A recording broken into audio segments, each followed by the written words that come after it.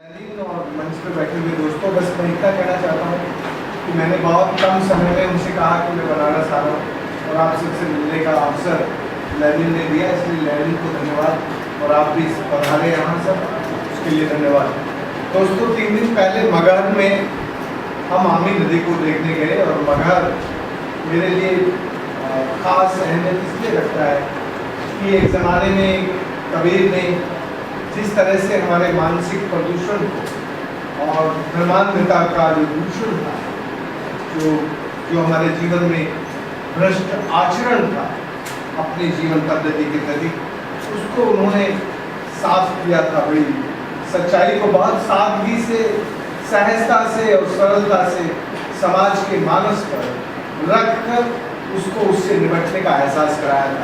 तो मेरे मन में कबीर के प्रति जो आस्था है, श्रद्धा है और उनके जीवन जीने के तरीके के बारे में जो मेरे में विश्वास था, मैंने सोचा कि आमी नदी के किनारे उन्होंने अपना शरीर त्यागा, तो हम जरा वहीं जाके उस नदी को देखें और कैसे ये जो पानी का बाजार, हमारे मंच पर भी पानी के बाजार की बोतलें हमारी मजबूरी है और हमारी मजबूरी है, हम शौक में नहीं पीते, तो इससे कैसे लड़ सकते हैं, कैसे रोक सकते हैं। मैं इतना बताऊं कि मगहर में जहाँ पर कबीर की मज़ार और कबीर का मंदिर है, उसके बिल्कुल पास में आमी नदी बहती है। वो आमी नदी पवित्र शुद्ध सदा नीरा नदी थी और उस नदी के किनारे लोग जाके स्नान करते थे, आचमन करते थे, प्रार्थना करते थे, पीते थे उस पानी को। अभी उसके किनारे खड़ा होना भी संभव नहीं है। तो मैंने वहाँ एक सभा में कहा, मगहर में कबीर की जो सभा थी, कि उस वक्त कबीर ने हमारे अंदर के एहसास को जगाकर एक परिस्थिति को बेहतर बनाने का आभास हमारे मन में पैदा किया था। लेकिन आज हमारे जीवन में जिस तरह का प्रदूषण है, उससे भौतिक भी और आंतरिक भी दोनों प्रदूषण बहुत बढ़ रहे हैं।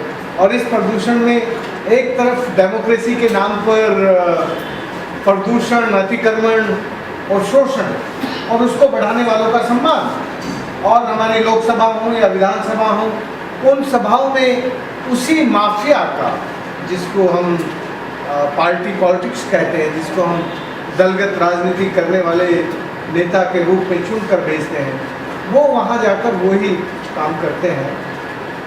पर ऐसा लगता है कि भारत की लोकसभा और विधानसभाएं सब कॉन्ट्रैक्टर और कॉर्पोरेट ड्रिवन डेमोक्रेसी की तरफ बढ़ रही हैं।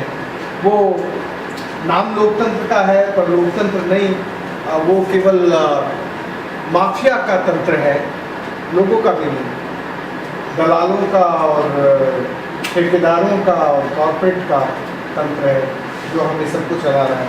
और इसका दुख तो है, लेकिन दुख करने से तो चीज़ें नहीं सुधरेंगी। यदि हम सचमुच, भले ही थोड़े लोग हों और अच्छे काम करने के लिए ज़्यादा लोग एकदम नहीं होते हैं, 2, 4, 10 लोग भी यदि इस काम के लिए खड़े हो जाते हैं, तो भी इस देश में एक बड़ी अद्भुत चीज़ है।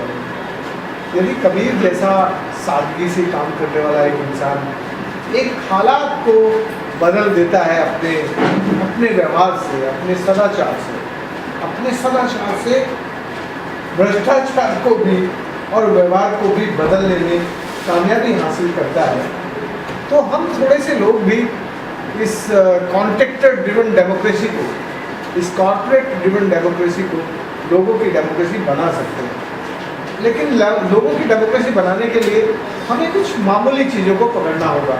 जब हम बड़ी चीज़ें अपने हाथ में लेते हैं तो हम कहीं नहीं पहुँच पाते। यदि हम कुछ छोटी चीज़ें हाथ में लेकर सचमुच अच्छे रास्ते पर चलना चाहते हैं, तो हमें अच्छे रास्ते मिल जाते हैं और उन अच्छे रास्तों पर हम आगे अपनी गति से बढ़ सकते हैं। दोस्तों, मैंने देखा कि इस वक्त इस देश में जो पीने का पानी है, इसका बाजार 10 साल पहले कुल कितना था?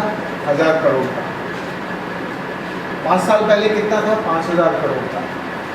अभी कितना हो गया? 50,000 करोड़।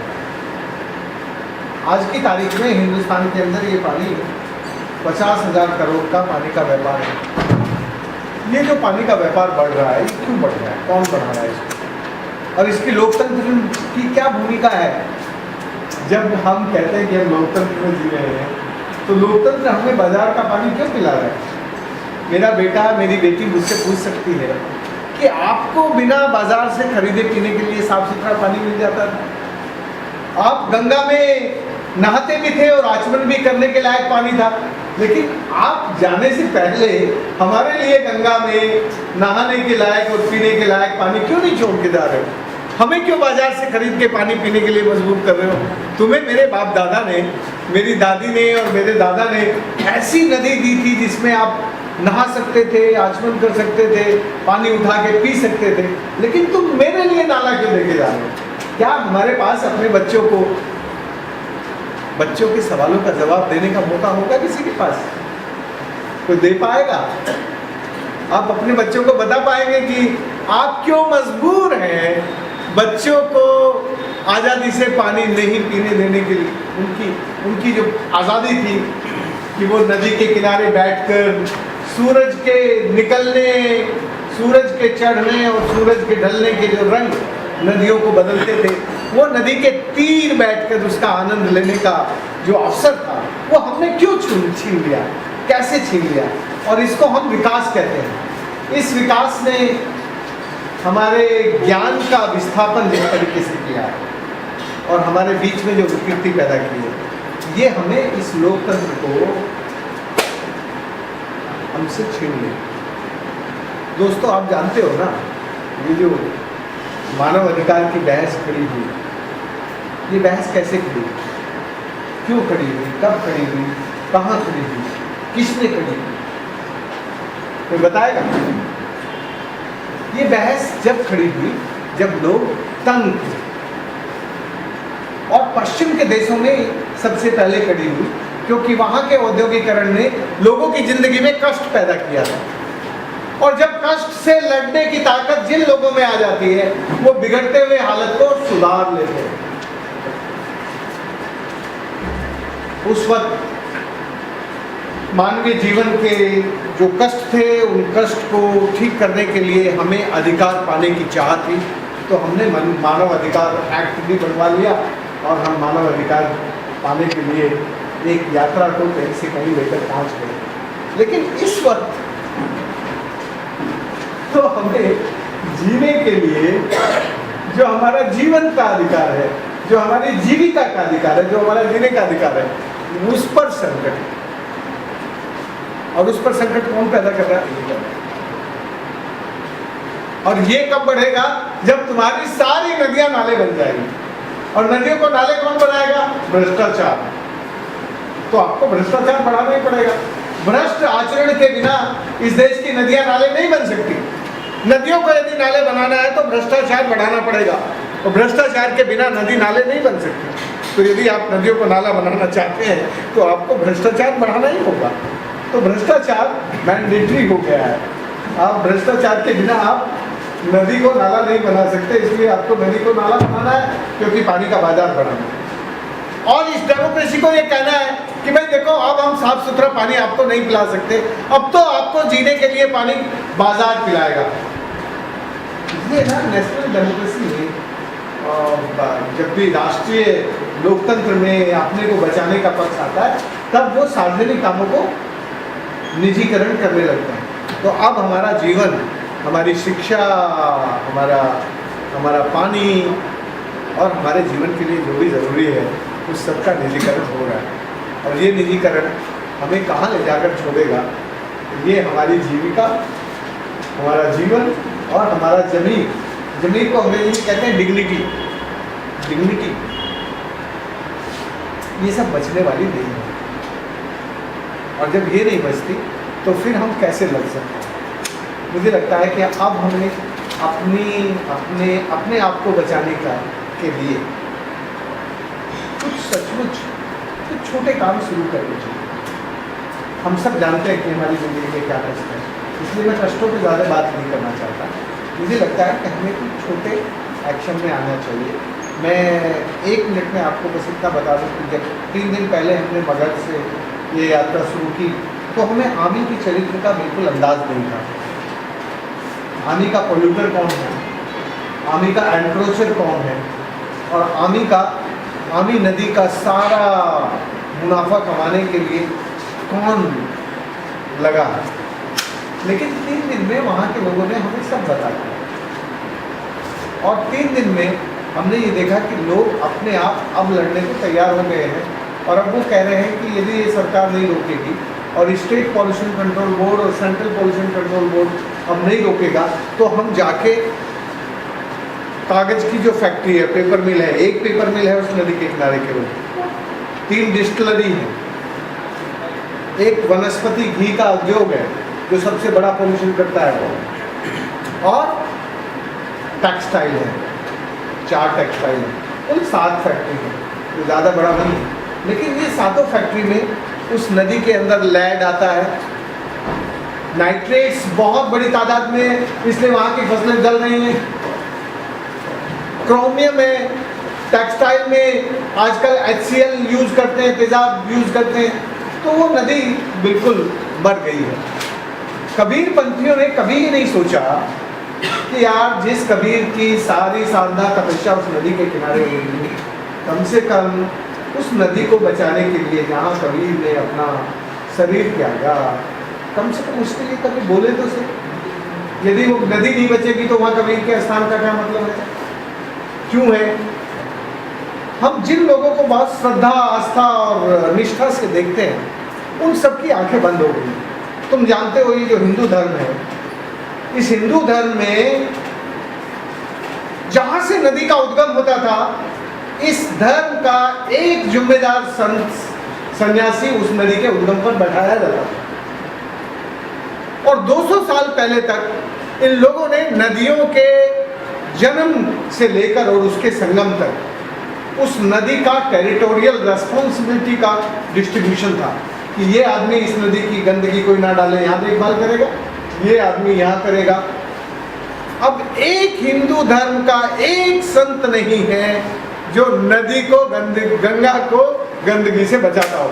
सबसे ज्यादा गंदगी वो ही करते हैं, उनके सारे आश्रमों की गंदगी उसी में जाती है। मज़ार, नदियों के किनारे पर पीर की मज़ार, पीर की यदि कोई पवित्र जगह देखनी होती है तो पीर की मज़ार नदी के किनारे इसलिए बनती थी कि नदी में जीवन है, प्रवाह होती है, लाइफ का फ्लो है, the flow of the life in the river. तो इसलिए मुस्लिम धर्म में पानी बचाने का काम और पानी की पवित्रता की रक्षा का काम कुदरत की हिफाजत का काम माना जाता है। शरीयत में लिखा है कि जो इंसान पानी बचाने का काम करता है वो कुदरत की हिफाजत का काम करता है, और जो इंसान कुदरत की हिफाजत का काम करता है वो पैगंबर का संदेश देता है। लेकिन अब कोई मुस्लिम आगे आके नदियों को बचाने के लिए अपनी जिम्मेदारी पूरी नहीं कर रहा है, ना हिंदू कर रहा है, ना मुस्लिम कर रहा है, ना क्रिश्चियन कर रहा है, और ना कबीरपंथी कर रहा है। कबीरपंथी बैठे मंच पर इसलिए कह रहा है। मुझे लगता है कि कबीर तो जिस सहजता और सादगी से इस समाज का शुद्धिकरण करने में जुटे थे, अब उनके शिष्य, उनको मानने वाले लोग, उनकी जो सादगी थी जीवन की, उसको जीवित रख के आगे जो लड़ाई समाज को खड़ा कर सकते थे, समाज के अंदर जो मरा हुआ एहसास है उसको जगा सकते थे, वो नहीं जग रहा है। दोस्तों, मैंने देखा कि आमी नदी ने तुम्हारे बॉर्डर से, बनारस के बॉर्डर से कुल 60 किलोमीटर पहले राप्ती नदी में जब वो मिलती है तो राप्ती नदी भी बिल्कुल काली हो जाती है। आमी छोटी सी नदी है लेकिन राप्ती बड़ी नदी है, और 80 किलोमीटर मगहर से 80 किलोमीटर की यात्रा करने के बाद वो आपती में मिलती है नीचे। लेकिन आप नदी को भी गंदा करती है, और फिर 40-45 किलोमीटर चलने के बाद वो सरयू में मिलती है, सरयू को भी मार देती है। नदियाँ ठीक इस तरह से होती हैं जैसे हमारे शरीर में धमनियाँ हैं ना, और इन धमनियों में एक जरा सा बूंद दवाई डालते हैं और सारा शरीर उससे दूषित हो जाता है। ऐसे एक नदी में छोटा सा गंदी पानी डालने से सारे सिस्टम को गंदा कर देता है। और हिंदुस्तान में एक ज़माना था जब हिंदुस्तान की नदियों की जो कैरिंग कैपेसिटी थी धारक क्षमता थी, वो पानी को शुद्ध कर देती थी। 40-45 किलोमीटर रेत में चलने के बाद सूरज की किरणें, हवा की तरंगें और मिट्टी का स्पर्श, जो मिट्टी की धारक क्षमता थी, वो नदी को खुद शुद्ध कर देती थी। अब मिट्टी में वो शक्ति नहीं बची, तो फिर क्या बची है? बाजार से पानी खरीदो और पियो। जिंदा रहना है तो कितने दिन जिंदा रहना है तय कर लो। इसलिए हमें यही लगता है कि अब हमें इन सरकारों को ये बताना चाहिए कि देखो, तुम फूड सिक्योरिटी एक्ट बनाते हो हमें गुमराह करने के लिए, तुम हमें राजी करने के लिए, कभी कभी खुश करने के लिए हमारा राइट टू इंफॉर्मेशन एक्ट को पारित करते हो, कभी कभी आप हमें रोजगार देने के लिए मनरेगा लेके आते हो। हम लोग खुश हो जाते हैं क्योंकि एक एक चीज़ें पास होती हैं। पर इनसे कोई पूछे कि पहले जीने के लिए पानी चाहिए कि पहले खाने के लिए रोटी चाहिए? क्या चाहिए? पानी चाहिए ना। और हिंदू धर्म हो, मुस्लिम हो, सिख हो, ईसाई हो, एक बात पर सहमति है सबकी कि जीवन की शुरुआत जल से होती है। इस पे कोई कंट्रोवर्सी नहीं है। जीवन का शुरुआत यदि जल से होती है तो इसके लिए सरकारें क्यों लापरवाही कर रही हैं? हमारे इंडियन कॉन्स्टिट्यूशन के आर्टिकल, इंडियन कॉन्स्टिट्यूशन में G51 में पानी, नदी, जंगल, पर्यावरण, इसके संरक्षण का काम राज्य का लिखा है और राज्य कभी भी इस पानी के बारे में चिंतित नहीं होता। तो फिर कौन होगा? हम हो सकते हैं क्या? इस हॉल में बैठे हुए लोग, मानव अधिकार के लिए काम करने वाले लोग हो सकते हैं क्या? मैं आपको बता दूं कि पानी को मानव अधिकार का के तहत लाने के लिए बहुत समझदारी से काम किया गया है, क्योंकि यदि मानव अधिकार में पानी आएगा तो लीगली हम लोग लड़के जीत जाएंगे, बट इसमें से कोई पीपुल्स मूवमेंट खड़ा होगा वो पॉसिबल नहीं है। मानव अधिकार केवल हमारी लीगल फाइट है, क्योंकि इंडियन कॉन्स्टिट्यूशन में मानव को जिंदा रखने के लिए, जीविका के लिए और मानवीय मूल्यों को सर्वोपरि मानकर उसको मानव अधिकार के तहत लाकर उस लड़ाई को लड़ा जा सकता है और आप पानी के लिए लड़ सकते हैं। बट यदि आपको सचमुच अपने जीवन का, जीविका का और जमीन का अधिकार पाने की लड़ाई करनी है तो फिर आपको एक वाटर सिक्योरिटी एक्ट चाहिए। और एक्ट की बात मैं कभी नहीं करता था, पर अब करता हूँ, क्योंकि हमारी लाइफ में जिस तरह के कॉम्प्लिकेशंस बढ़े हैं, उन कॉम्प्लिकेशंस को रिजॉल्व करने के लिए अब हमें थोड़े बहुत कानून की जरूरत होती है। और कानून जो बन रहे हैं वो अभी कॉर्पोरेट के हित में जो कानून काम आता है वो तो बन जाता है। फूड सिक्योरिटी एक्ट इसलिए जल्दी आ गया क्योंकि उसमें जो पैसा है वो कॉन्ट्रैक्टर के हाथ में ज़्यादा जाएगा। यदि वाटर सिक्योरिटी एक्ट आएगा तो फिर आपको बादलों से निकली पानी की बूंदों को पकड़ के उस पर राइट टू द नेचर, जो प्रकृति का दिया हुआ अधिकार है उस सब पर समान है। तो समान अधिकार में से तो व्यापार बना नहीं सकते आप, तो व्यापार नहीं बना सकते, इसलिए सरकारों ने वाटर सिक्योरिटी एक्ट नहीं दिया आपको, फूड सिक्योरिटी एक्ट दिया, क्योंकि उसमें से आप कॉन्ट्रैक्टर के लिए बड़ा मुनाफे का काम दे सकते हैं। तो हमारी सरकारें अब वैसे बिल पास करती हैं, वैसे कानून बनाती हैं जिसमें से उनको कॉन्ट्रैक्टर को फायदा पहुंचाने के लिए मौका हो। तो क्या हम आज की इस सभा में ये सोच सकते हैं कि जीने के लिए और जीविका के लिए और ये जो जलवायु परिवर्तन का संकट है, तीन बातें, हमारा जीवन, हमारा जलवायु और हमारी जीविका और जमीन, जीविका और जमीन को मैं एक ही साथ में लेता हूँ। इन तीनों बातों के लिए क्या हम एक बनारस में कुछ पहल कर सकते हैं फूड सिक्योरिटी के बजाय वाटर सिक्योरिटी को पहले लाने के लिए? और ये बात तो छोटी है, ये तुम कर सकते हो, तुम जीत सकते हो। और जब आप वाटर सिक्योरिटी की बात करोगे तो सैनिटेशन राइट, स्वच्छता का अधिकार, जल स्वच्छता का अधिकार, दोनों को जोड़कर आपको आगे जाना होगा। इसलिए मैं छोटे में अपनी बात को थोड़ी छोटी करते हुए इतना ही कहना चाहता हूँ कि ये जो विभिन्न राजनीतिक दल हैं और उनके जो घोषणा पत्र हैं, उनके घोषणा पत्रों में कभी कभी कुछ अच्छे शब्द आ जाते हैं, बट उनकी अच्छी मंशा नहीं है। वो कभी कभी वोटर को आकर्षित करने के लिए बहुत अच्छे शब्द प्रस्तुत करते हैं। जैसे तुम कांग्रेस का घोषणा पत्र देखोगे, उसमें खासकर पर्यावरण वाला जो पोर्शन देखोगे, उसमें सारे के सारे शब्द बहुत सुंदर हैं। उन शब्दों को पढ़ के कोई भी आकर्षित हो सकता है। वो बिल्कुल ऐसा सुंदर वायदों का पिटारा है कि हमें ऐसा लगता है यार ये तो किसी ने बहुत ही समझदार आदमी ने लिखा है। नदी भी है, नदी को रिट्रीट करना, रिसाइकल करके सारी चीज़ें हैं उसमें। पर्यावरण का काम करने वाले जो पर्यावरण के एक्टिविस्ट हैं, उनके संरक्षण के लिए कानून बनाना, सब कुछ उसमें है। लेकिन कितना होगा तुम्हें मालूम है?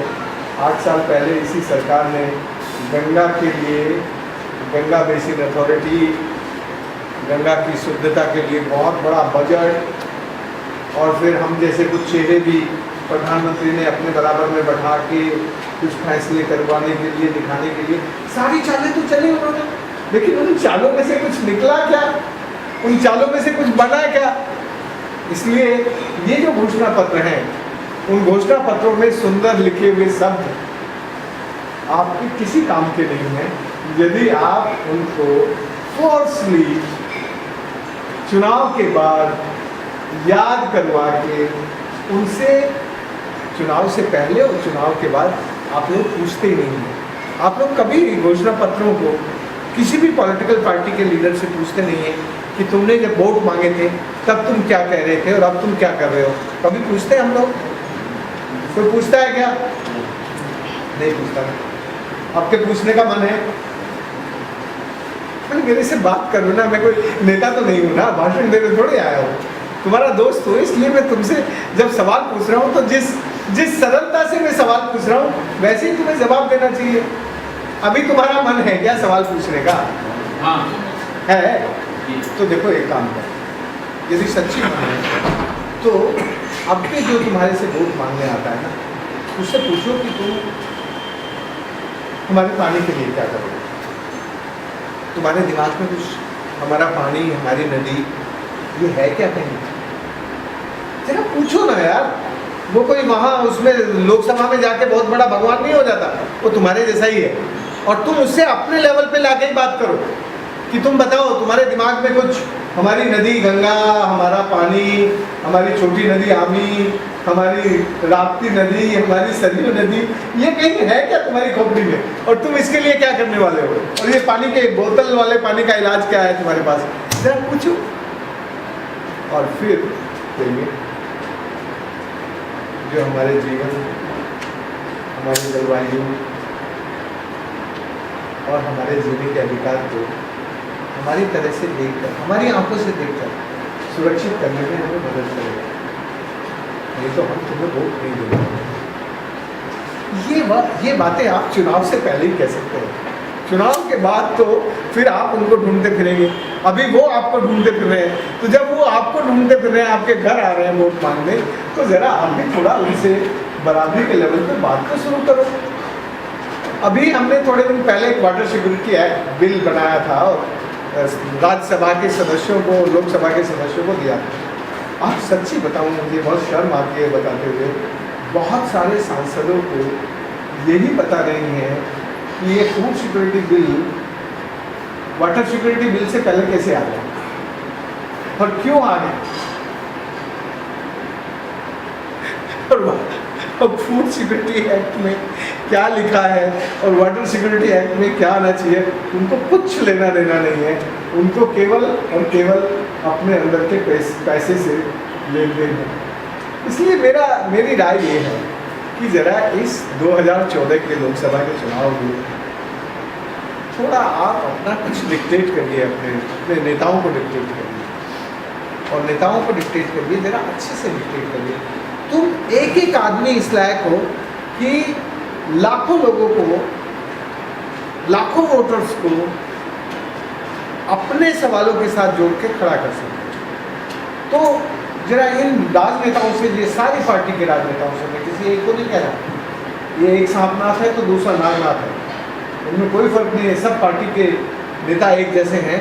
और ये जो पार्टियां हैं, मैं तो कहता हूँ ये माफिया पार्टियां हैं सारी की सारी। कोई नागों की माफिया पार्टी है और कोई सांपों की माफिया पार्टी है और कोई लुटेरों की।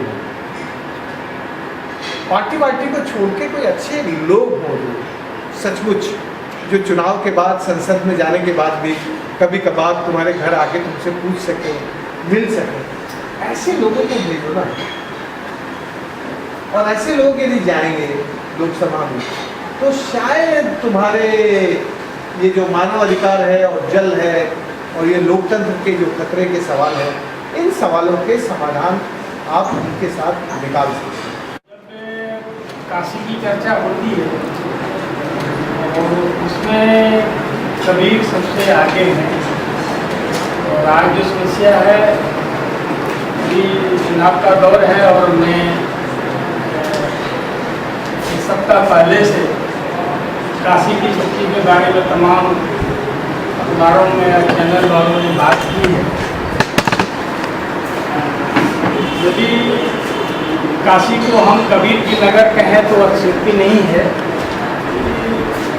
काशी में कबीर ने जो मध्यकाल में भक्ति आंदोलन की जो शुरुआत की, और भक्ति आंदोलन की एक दिन कह सकते हैं पूरे देश में करीब 150 संत हैं। इन सबका नाम गिना भी नहीं सकते। कबीर काशी के थे और जुलाहे थे, मुस्लिम जुलाहे थे। जुलाहे दो तरह के होते हैं, हमारे यहाँ हिंदू जुलाहे भी हैं और मुस्लिम जुलाहे भी। तो कबीर मूलतः मुस्लिम जुलाहे थे और इसलिए उन्होंने कपड़ा बुनने का काम किया। और उनके जो पालन पोषण के माता पिता थे वो जुलाहे थे और उनके भी मुस्लिम जुलाहे थे।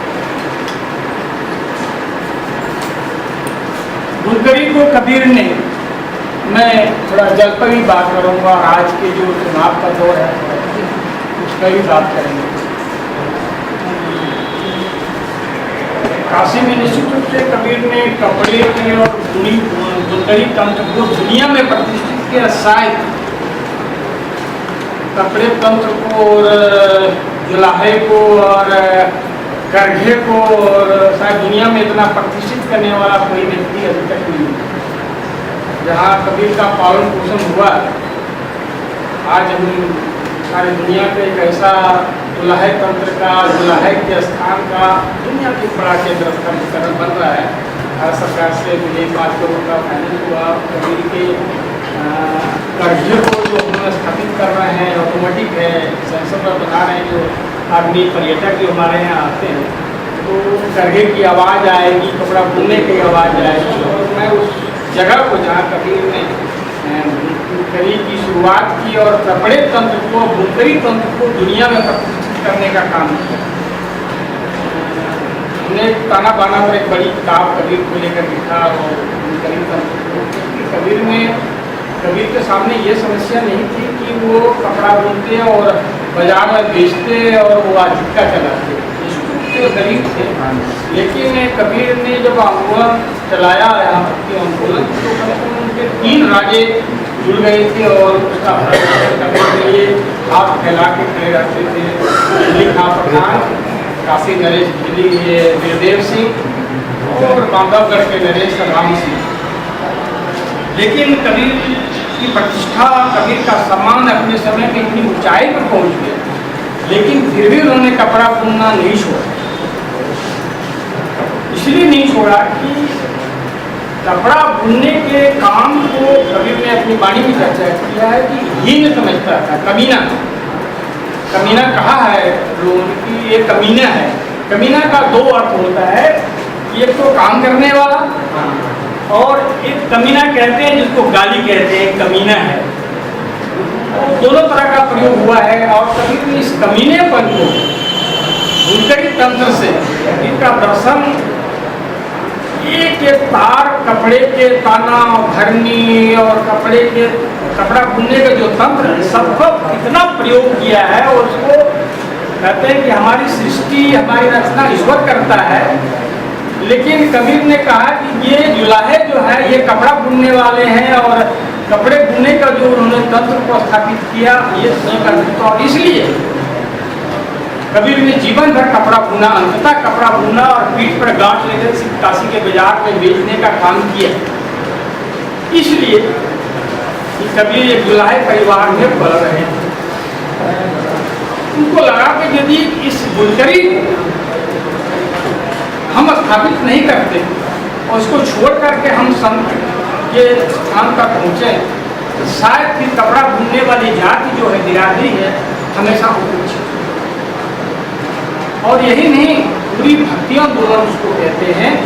कम से कम कश्मीर से कन्याकुमारी और आसाम से दक्षिण भारत तक 150 संत हैं जो सभी काम करने वाले हैं, सभी मजदूरी करने वाले हैं, और सब छोटी जात, नीची जात से हैं, और अध्यात्म के वो शिखर पे। हमारा कहना है कबीर का जो मध्यकाल में भक्ति आंदोलन था, शायद भक्ति आंदोलन की शुरुआत नहीं होती और कबीर ने इसी काशी से यही की होती, तो हम भारतीय संस्कृति कहते हैं और धर्म कहते हैं, और सच्चाई का रास्ता वो स्थापित किया। और 150 संत हैं, वो जंगल नहीं जाते, कमरों में नहीं जाते, गुफाओं में नहीं जाते, और अपने काम पर कबीर जुलाहे थे, कपड़ा बुनने का काम किया। रैदास जी इसी काशी में चमार थे। खाली रानी मीराबाई जैसी शिष्या बनी और इतने सोने और चांदी का प्रस्ताव किया कि महाराज मैं झालावाड़ की रानी हूँ और शिष्या बन गई, आप क्यों जूता काट, आप चले आइए झालावाड़ में, आपको सोने का तखत बना देते हैं, यहाँ आकर बैठ के राम का भजन कीजिए। पत्रा चालू है मीराबाई और रैदास की रानी साहिबा, आपकी उस राज दरबार में यदि सुख और शांति मिलती तो आप झालावाड़ से चल करके इस काशी में चमार की दुनिया में आके शिष्य कराएंगे।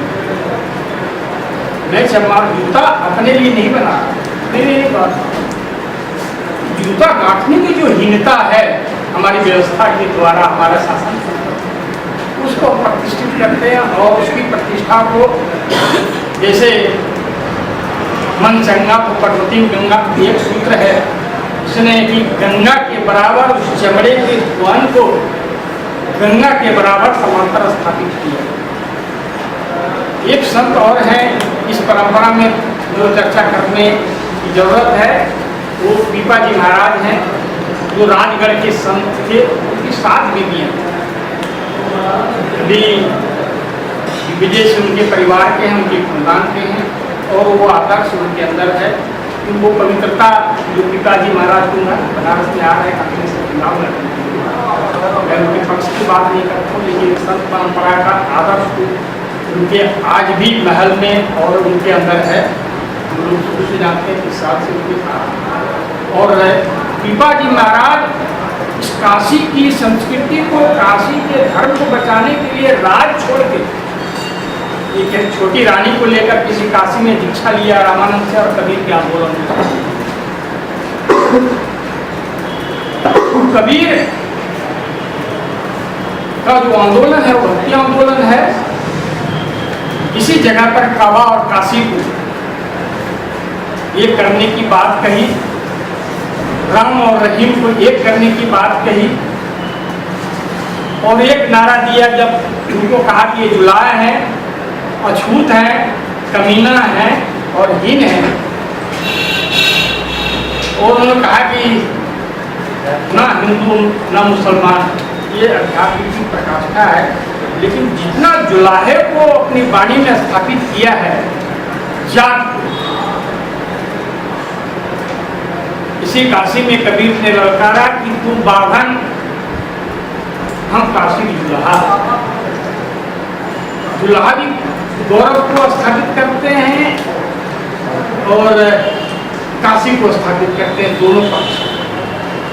काशी भी कहते हैं, जुलाहा भी कहते हैं कि तू बाभन बावन से मतलब उनका है कि आप वेद जानते हो, आप शास्त्र जानते हो, आप पंडित हो, आप ज्ञानी हो, आप महान हो।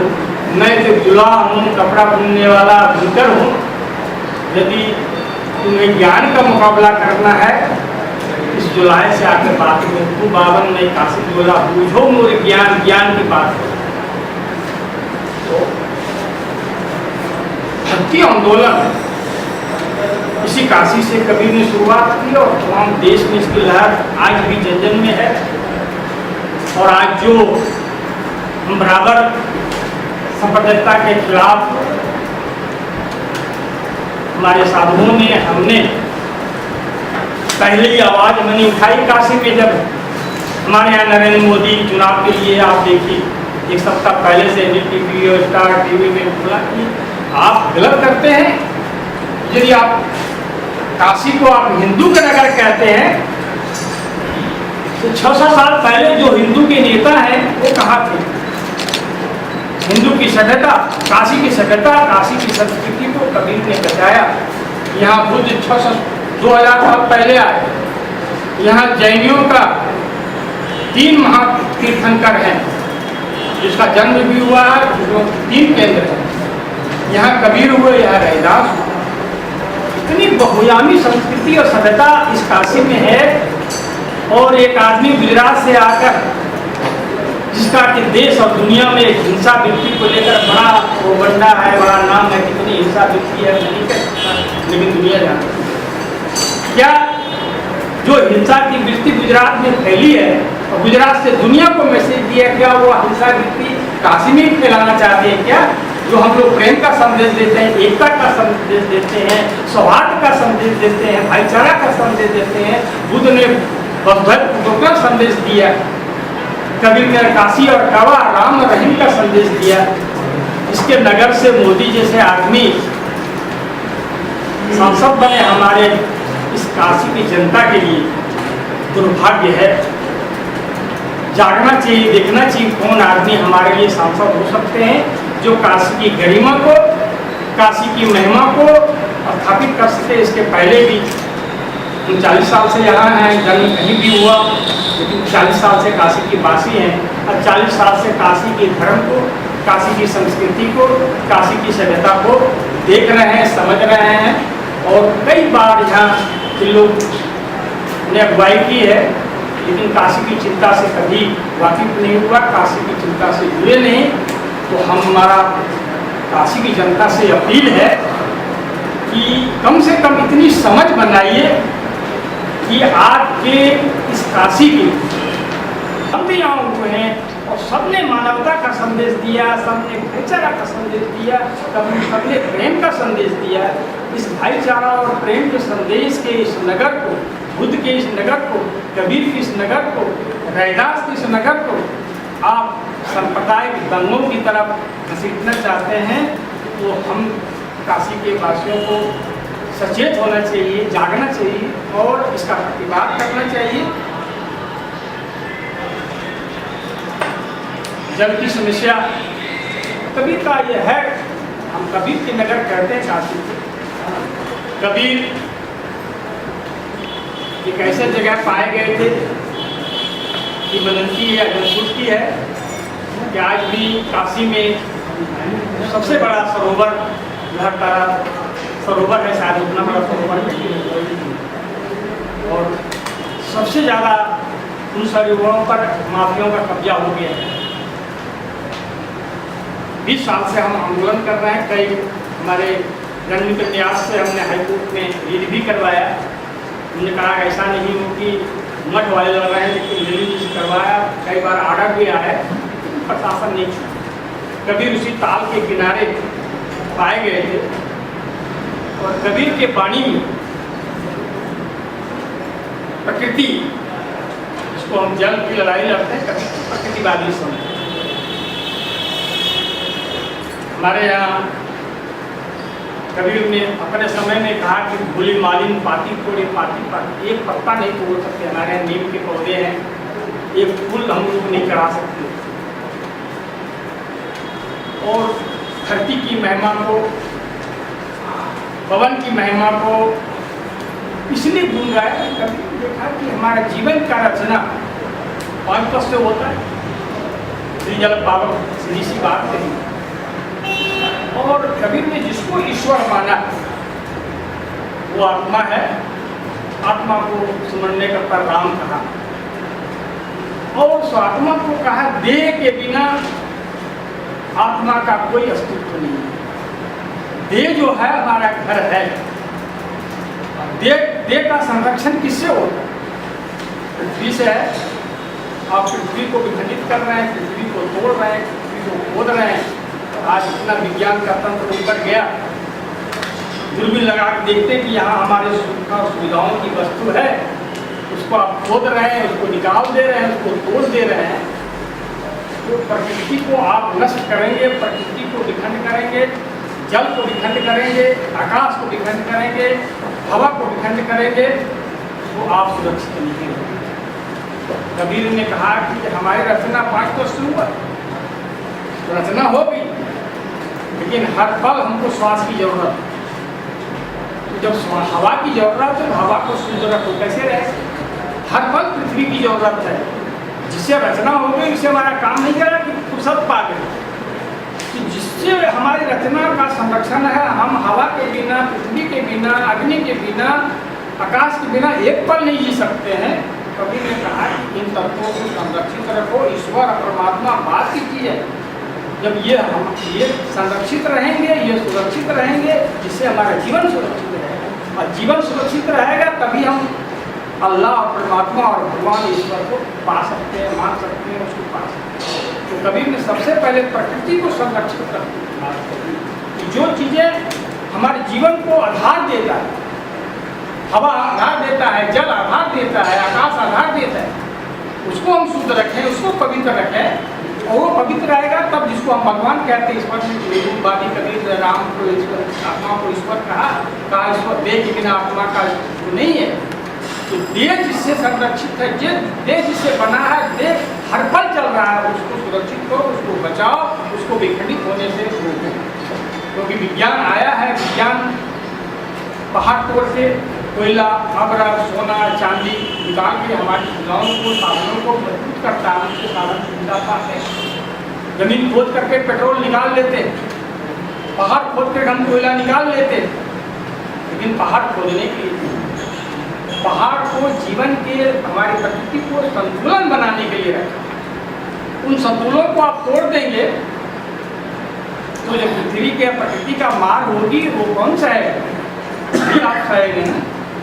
तो हमें आपको इन विज्ञान के सुविधाओं को, विज्ञान के साधनों को हम उपयोग जरूर करते हैं, लेकिन हमको बचाना चाहिए कि हम पहाड़ तोड़ दिए तो हमारी प्रकृति असंतुलन हो गए। प्रकृति किलों पर बना हुआ है, 7 महाद्वीप कहते हैं, 7 करोड़ पर बना हुआ है। जब आप पृथ्वी तोड़ देंगे, अभी पेट्रोल मिला समुद्र में कितना 1000 टन, विज्ञान ने देख लिया, मशीन लगा दिया और सारा पेट्रोल निकाल देंगे तो पेट्रोल हमारे साधन और हमारी सुविधाओं की वस्तु है।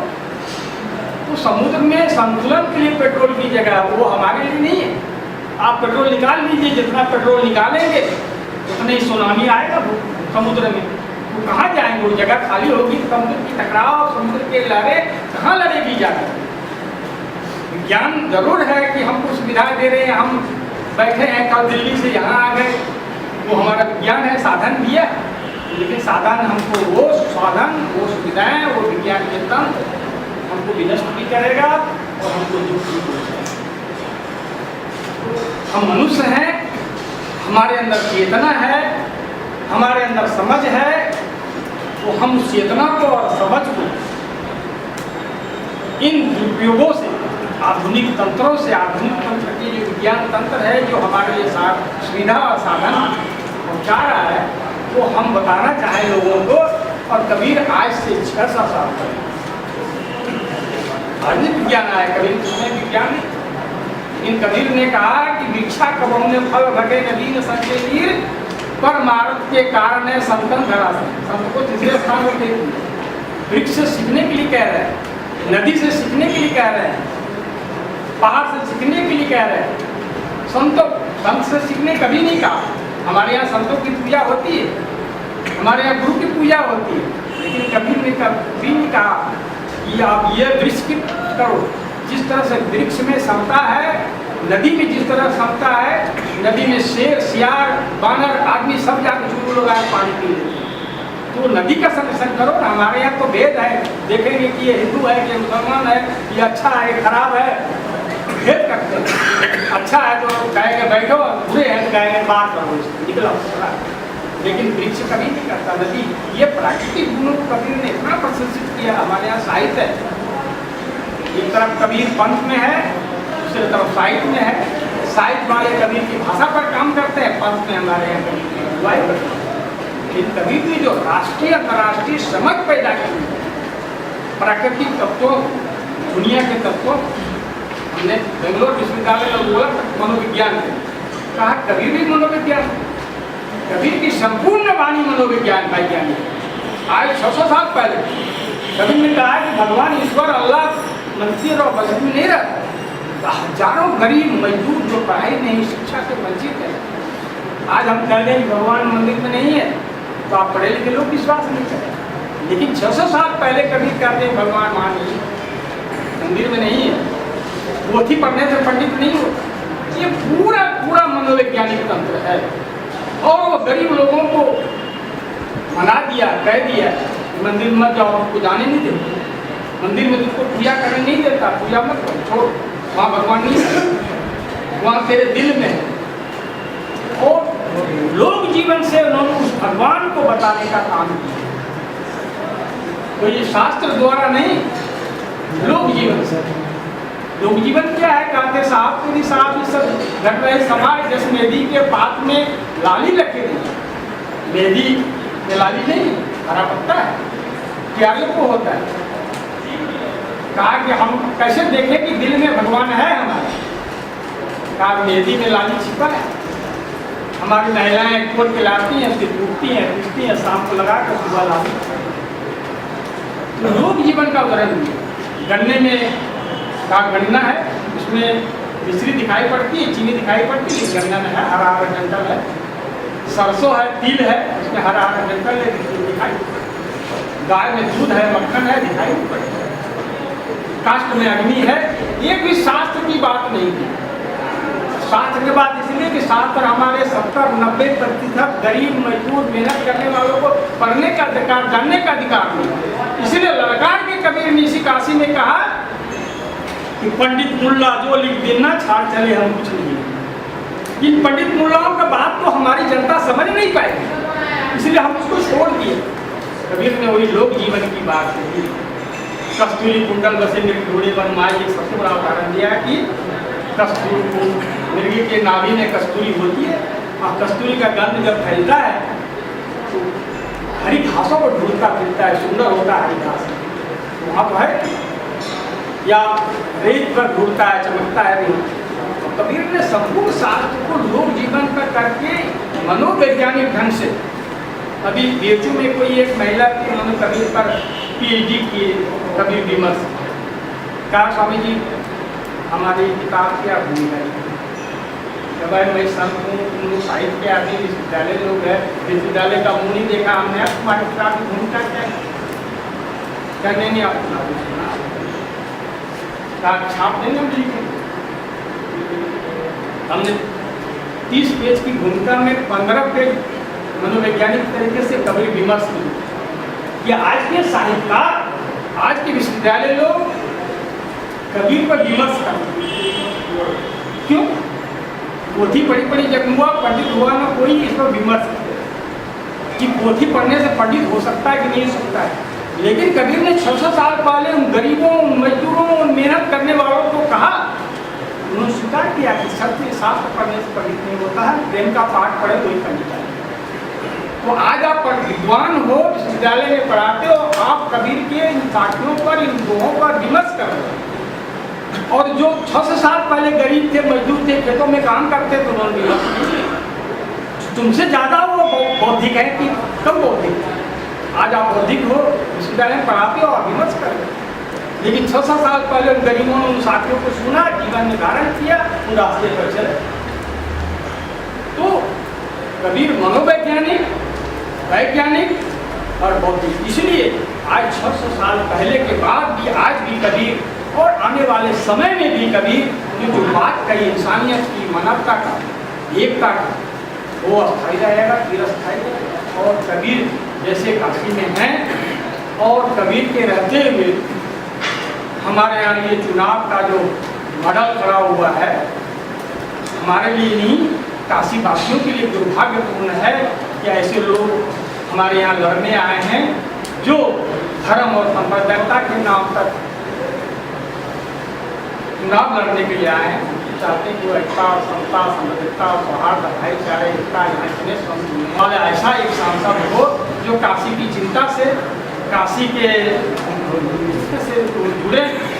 तो दो पक्ष है, कबीर ने धर्म के सांप्रदायिकता को नकारा और प्राकृतिक चीजों को, जैसे जल को कबीर ने ईश्वर माना। पानी मिल गए जो दुर्मिला कबीरा, तो जो जिसको ईश्वर की संज्ञा दिया अपनी वाणी में, अपने दर्शन, उसका संरक्षण होना चाहिए, शुद्धता होनी चाहिए। दुनिया में पानी की लड़ाई हो रहा है, पानी की लड़ाई होने वाला है। पानी बिक रहा है, देखिए ये 15 रुपये बोतल दिया, इससे ज़्यादा दूध मिलता है। 15 रुपये में इससे ज़्यादा दूध पी जाएगा तो हम भगवान ही बन जाएंगे। लेकिन पानी को ऐसा तंत्र ने ऐसा प्रदूषित कर दिया है कि हम 15 रुपये की बोतल पानी पी रहे हैं, लेकिन मुझे कोई एहसास नहीं हो रहा है, कोई फलन नहीं हो रहा है। 3 पैसे गिलास बेचने पर लोगों को लगता है पानी 3 पैसे में, यार कुएं में भर के 2 बाल्टी पानी पी ले। लेकिन 15 रुपया 20 रुपया ट्रेन में पानी पी जाते हैं, ढक ढक ढक, और पानी हाथ में लेके चलिए तो कहेगा ये आदमी, एक हाथ में मोबाइल रहो, एक हाथ में पानी की बोतल। दुनिया में यही वैज्ञानिक है, यही मॉडर्न है, ये सबसे सुपर आदमी, यही एक आदमी है। पत्ता कम है, पत्ता ज़्यादा है। जैसे संत जी ने कहा कि कबीर साहब जो है उन्होंने जीवन भर कार्य किया और कार्य करने के दौरान जो भी उनको मिलता था बड़ी उनकी जीविका थी। तो हम संत जी की बात का मनन करते हुए बस इतना ही कहेंगे कि धर्म, जाति, संप्रदाय ये हम लोगों के बीच की चीज़ नहीं है। न इस विषय में हम कलाकार हैं, हमारे यहाँ मुसलमान भी कलाकार उसको नए सम्मान देते हैं, चाहे वो क्रिश्चियन हो उसको भी वही सम्मान देते हैं, चाहे वो गरीब हो चाहे अमीर हो। हमारे यहाँ कलाकारों में समान भाव रखते हैं, धर्म जाति से परे होता है। दूसरी बात कि अभी नरेंद्र जी के विषय में बहुत ज़्यादा बातें हो रही हैं और मैं भी न्यूजीलैंड से लौट के आ रहा हूँ और वहाँ भी इस तरह की बातें हो रही थी। हमसे पूछा भी गया कि अभी पता लगा कि नरेंद्र जी जो है बनारस से लड़ रहे हैं, वो आपकी शहर है, क्योंकि विदेशी इसमें बहुत ज़्यादा इंटरेस्टेड रहते हैं ना, वो हमेशा पूछते रहते हैं आपके शहर से क्या हो रहा है। हमने यही कहा कि चाहे वो मनमोहन सिंह जी बनारस आ जाए, चाहे नरेंद्र मोदी जी आ जाए बनारस से लड़े, चाहे राहुल जी लड़े, चाहे कोई भी बनारस से लड़े, बनारस एक ऐसा शहर है जो उसका मन आएगा वही करेगा, चाहे कुछ भी कर ले, यहाँ पे अपनी पूरी ताकत झोंक ले। लेकिन बनारस की संस्कृति और बनारस की फिलॉसफी कुछ और है, पूरी दुनिया से अलग है। आप किसी भी शहर में चले जाइए, बनारस ऐसा शहर आपको कहीं नहीं मिलेगा। बनारस ऐसा सोच रखने वाला, बनारस जैसे आध्यात्मिक लोग, साहित्यकार जो भी हैं यहाँ पर बनारस के, वो एकदम दुनिया से परे हैं। आप उनको मोल्ड नहीं कर सकते, उनको बदला नहीं सकते, उनको घुमा नहीं सकते, और चाहे कोई भी हो। हम यही कहते हैं कि बनारस में जो भी आवे, जो भी लड़े, उसका स्वागत हम करते जरूर हैं, मगर अगर बनारस की एकता और अखंडता में कोई दरार पैदा करेगा उसका हम जरूर, चाहे वो कोई भी हो। हमें कतई बर्दाश्त नहीं है कि बनारस की कला और संस्कृति के ऊपर ठेस आवे, जो कि अनादिकाल से बनारस की संस्कृति रही है। हम सबका सम्मान करते हैं, मगर दूसरी तरफ अगर वो हमारी कला और संस्कृति और साहित्य के ऊपर अगर ठेस पहुँचाते हैं उनका और जल संरक्षण के विषय में बताऊँ, 20-21 साल से मैं पूरी दुनिया में, जिस समय ये बातें कभी नहीं हुई थी कि जल हमारा जीवन है, ये कभी नहीं हुआ। मगर जब हमने देखा पहली बार हवाई जहाज में मैं जा रहा था 1982 में, यहाँ से जर्मनी जा रहा था, तो बॉटल में प्लास्टिक के छोटे छोटे बॉटल में पानी मिला। हमने दोबारा जब मांगा, उसने कहा कि नहीं, बस एक बॉटल जो पानी है वो आपको दिया जाएगा, दूसरी बॉटल नहीं मिलेगी। वहीं हमारी लड़ाई शुरू हुई। मैंने कहा ये मेरा अधिकार है पानी, अगर आप नहीं दोगे तो इसका विरोध मैं फ्रैंकफर्ट एयरपोर्ट पे मैं आपके सुपरवाइजर से करूँगा। जब मैंने उससे कहा तो वो लाकर 6-7 बॉटल पानी हमारे सामने रखा। उसके बाद ये लड़ाई मैं जर्मनी में सुन के, मैं वहाँ पे एक बहुत बड़ी नदी है राइन, इतनी गंदी हो चुकी थी कि उसके अंदर न मछलियाँ थी, न किसी प्रकार का कुछ होता ही नहीं था। तो जब मैं वहाँ पे उसको देखा तो मैंने वहाँ के लोगों से कहा, मिनिस्टर से, हमने कहा कि ये अच्छी चीज़ नहीं है, क्योंकि वहाँ बड़ी बड़ी शिपें चलती थी। वहाँ से लड़ाई शुरू करते करते मैं एक दिन गंगा जी के किनारे बैठा हुआ था, वहाँ की स्थिति मैंने देखा, तो उसमें बहुगुणा जी आ गए थे बनारस, वहाँ भी इसकी लड़ाई हमने लड़ी। उसके बाद हमने एक ग्रुप बनाया, होली वाटर प्रोजेक्ट। कुंभ मेले में हमने इसकी स्थापना 2001 में की, और ये बैंड जो है पूरी दुनिया में जल संरक्षण के लिए लड़ाई लड़ रही है। ये मौलिक अधिकार है, मेरा अधिकार है लड़ाई लड़ने का। आज स्थिति ये है कि राइन नदी, जहाँ पे बड़ी बड़ी शिपें चलती थी, पानी काला हो गया था, आज उस नदी का पानी जितना अच्छा है उतने पानी अच्छा आपके इस बोतल में पानी नहीं। इसके अंदर जो केमिकल लगभग 15% इसके अंदर मिक्स है, और वहाँ की जो नेचुरल पानी है उसमें सिर्फ 3% मिक्स है।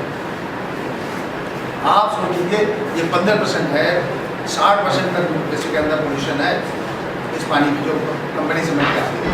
और उस कंपनी के पानी में आप पिएंगे वहाँ का पानी तो 3% से 5% के बीच में है। उसमें मछलियाँ हैं, उसके अंदर तमाम बड़े बड़े डॉल्फिन्स हैं, सारे आ रहे हैं। तो ये लड़ाई हमारी चल रही थी, और मुझे बड़ी खुशी है कि कम से कम इस बात को आपने रखा जल संरक्षण के ऊपर, जल के ऊपर, कि ये मेरा अधिकार है, मुझे स्वच्छ जल मिलना चाहिए।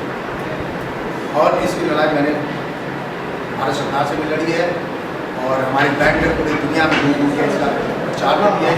विश्व के कई देश हैं जो हमारे साथ जुड़ के इस पानी की रक्षा के लिए लड़ाई लड़ रहे हैं।